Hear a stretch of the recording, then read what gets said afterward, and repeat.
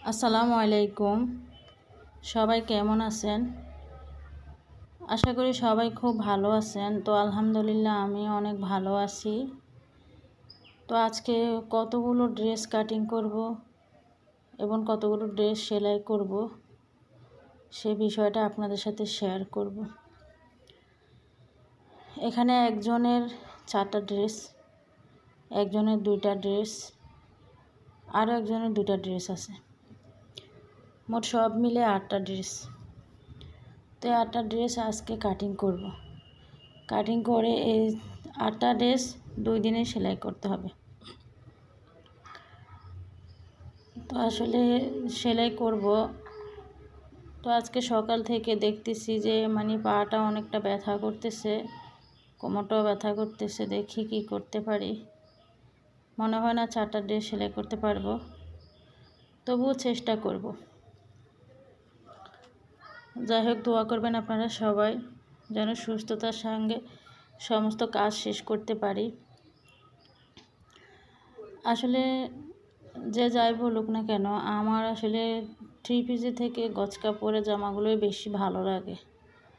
পরতেও comfortable লাগে এবং দেখতেও অনেক আকর্ষণীয় লাগে। যদি লেস দিয়ে সুন্দর করে সেলানো হয় তাহলে কিন্তু আরও ভালো লাগে।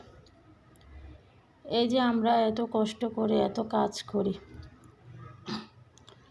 পরিশ্রম ছাড়া কিন্তু কোনো কিছুই সফল হওয়া যায় না, এটা বাস্তব। তো আমাদের আশেপাশের মানুষেরা কিন্তু আমাদেরকে নিয়ে নানা ধরনের কথা বলে। আমরা যদি হালালভাবে কিছু করতে চাই বা হালালভাবে যদি আমি ঘরে বসে 2টা টাকা আয় করতে পারি, তাদের তো হিংসা কিসের বলেন? তাদের হিংসার কোনো প্রয়োজন আছে? কোনো প্রয়োজন নেই। তাহলে আমরা তাদের কথা কেন শুনব? আশেপাশের মানুষে আমাদেরকে নিয়ে নানান কথা বলে, এগুলো শোনার কি আমাদের কোনো প্রয়োজন আছে? কোনো প্রয়োজন নেই। আমি হালালভাবে আমার ঘরে বসে আমি কত টাকা ইনকাম করি, এতে কে কী বললো না বললো সেদিকে দেখার আমার কোনো প্রয়োজন নাই। তো আসলে আমরা হালালভাবে ইনকাম করি, হারাম পথে কোনো টাকা আয় করার আমাদের কোনো প্রয়োজন নেই। আল্লাহ পাক আমাদেরকে হালাল ইনকাম দেওয়া, হালালভাবে ইনকাম করে খাওয়ার জন্য হালাল রিজিক দিয়েছেন। তো আমরা হালাল রিজিক তালাশ করি, হালালভাবে ইনকাম করি। হালালভাবে ইনকাম করার জন্য আমরা নিজেরা অনেক পরিশ্রম করি। ঘরে বসে অসুস্থ নিয়েও কাজ করতে হয়, অনেক অসুস্থ, অনেক শরীর খারাপ নিয়েও কিন্তু মাঝে মাঝে কাজ করতে হয়। কেন করি? আমাদের পরিবারটাকে একটু ভালো রাখার চেষ্টা করি, নিজেরা একটু ভালো থাকার চেষ্টা করি। যাই হোক, এটাও মানুষের কষ্ট লাগে যে আমরা কাজ করি, আমরা টাকা ইনকাম করি। আপনারাও কিন্তু চাইলে পারেন কাজ করে কয়েকটা টাকা ইনকাম করতে। আপনারা কেন মানুষের সমালোচনা করেন? সমালোচনার তো কোনো প্রয়োজন নাই। আপনারা কাজ করেন, আপনারাও ইনকাম করেন ঘরে বসে। আপনারা কি আমাদের চেয়ে কোনো দিক দিয়ে কম? আমরা যদি নারী হয়ে পারি তাহলে আপনারা কেন পারবেন না? অবশ্যই আপনারাও পারবেন। চেষ্টা করলে আসলে সবই সম্ভব। আমরা আড়ালে থেকে কারোর সমালোচনা না করে তার মতো করে আমরাও চেষ্টা করি ভালোভাবে, মন পরিষ্কার রেখে, সুন্দর রেখে। ইনশাল্লাহ অবশ্যই আল্লাহ পাক আমাদের সহায় হবেন। তো যাই হোক, অনেকগুলো কথা আপনাদের সাথে আজকে শেয়ার করলাম, কারণ এই কথাগুলো আমি আমার আশেপাশে লোকজনের কাছে শুনি, তাই আমি শেয়ার করলাম। এই যে আমার একটা ইউটিউব চ্যানেল আছে, একটা ফেসবুক পেজ আছে। তো এই চ্যানেলে যে আমি ভিডিওগুলো দেই, এটা তো আমি আমার চেহারা কাউকে দেখাই না। আমি কি আমার চেহারা দেখাই? হ্যাঁ, আমার হাত দেখা যায়, আমার পা দেখা যায়, তাতে সমস্যা কী? একটু না হয় দেখলো। এভাবে আমরা ভিডিও করি। অনেকে এভাবে ভিডিও করে, অনেকে অনেকভাবে ভিডিও করে, অনেকে চেহারা দেখিয়ে করে, যে যার মতো পারে সে তার মতোই করে। যাক, আমি কিন্তু সবার কাজে সমর্থন করি। সবাই কাজ করে, সবাই এগিয়ে যাক, তাদের পাশে পাশে আমিও এগিয়ে যেতে চাই। যাকে যে একটা কামিজ কাটিং করতেছি, একজনের 4টা ড্রেস। তো 4টা ড্রেস অনেক দিন হয়েছে আমার ঘরে, আসলে আমার দেওয়াই হয় না, অনেক কাজকর্মে আমি ব্যস্ত হয়ে পড়েছিলাম। আপনাদের সাথে আমি অন্য ভিডিওতে শেয়ার করেছিলাম আমি বাসা চেঞ্জ করেছি। আসলে আমার আগের যে বাসাটা, ওই বাসাটা থাকতে আমার অনেক কষ্ট হয়েছিল। 2 রুমের ছোট্ট একটা বাসা।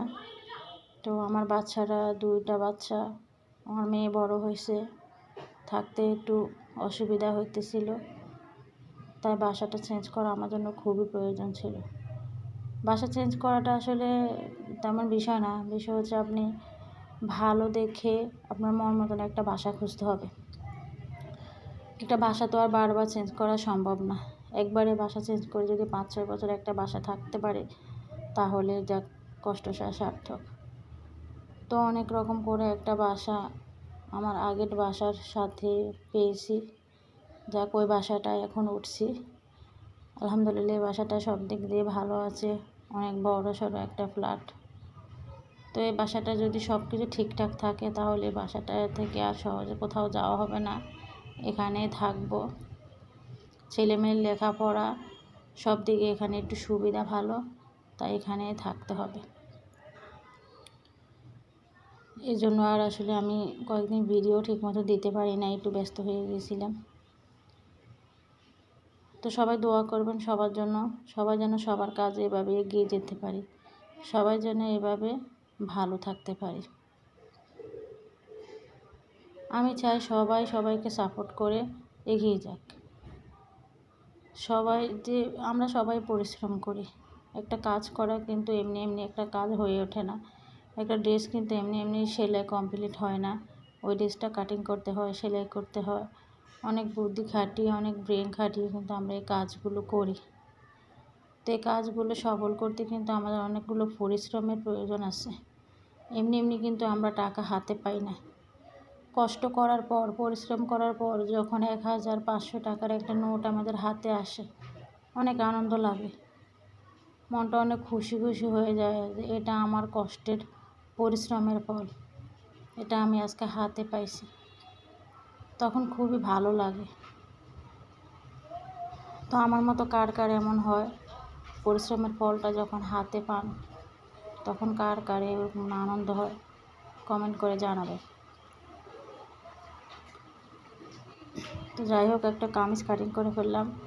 আসলে ওনাদের একটু স্বাস্থ্যবান বেশি, ওনাদের সব জামার হাতায় একটু জোড়া দিতে হয়, একটু স্বাস্থ্যবান, তাই ওনাদের জামার হাতাগুলো ঠিকঠাক মতো হয় না।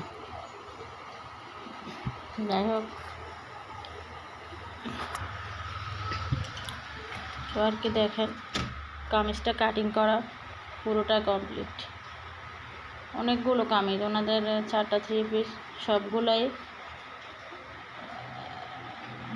গজ কাপড়ের। তা আমি আসলে মাঝখান দিয়ে কিছু গজ কাপড়